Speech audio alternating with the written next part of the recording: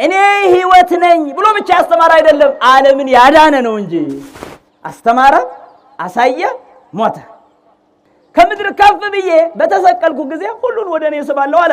በመስቀል ላይ ሞተ። ለመዳን ሐሳብ የሌለው አገልጋይ ሳይቀር ይፈጠርባታል በዚህ ቤተክርስቲያን። በተለይም ባለንበት ዘመን የትኛውንም የስልጣን ደረጃ ብንቆናጠጥ እንደ መንግስተ ሰማይ ያለ ስልጣን ግን አናገኝም። ጥሩ ወደ እግዚአብሔር ለሄደ ይለቀሳል ወይስ በዚህ ዓለም ለሚኖር ይለቀሳል? ለማን ማልቀስ እንደሚገባን እንኳን አናውቅም። መልእክቱ የሚገርም ነው። በደንብ ተከታተሉ። የንጉስና የተገዦቹ የፈጣሪና የፍጡራኑ የእግዚአብሔርና የኛ መልእክቱ የተላለፈው የሚገርም ማለት ነው።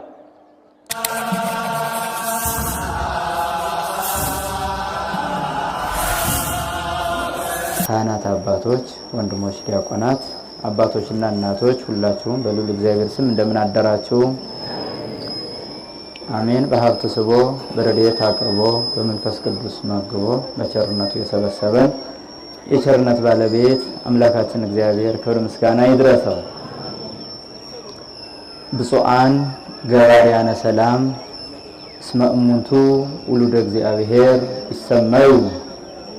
እንደ እግዚአብሔር መልካም ፈቃድ ባለን ጊዜ ውስጥ የምንማማርበት የትምህርታችን መነሻ ቃል በቅዱስ ማቴዎስ ወንጌል ምዕራፍ 5 ቁጥር 9 ላይ ያለው ቃል ነው።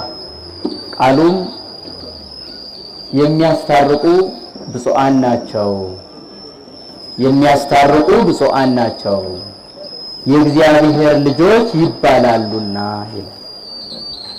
ሁላችሁም እስኪ ይህን ቃል ከኔ ጋር በሉ።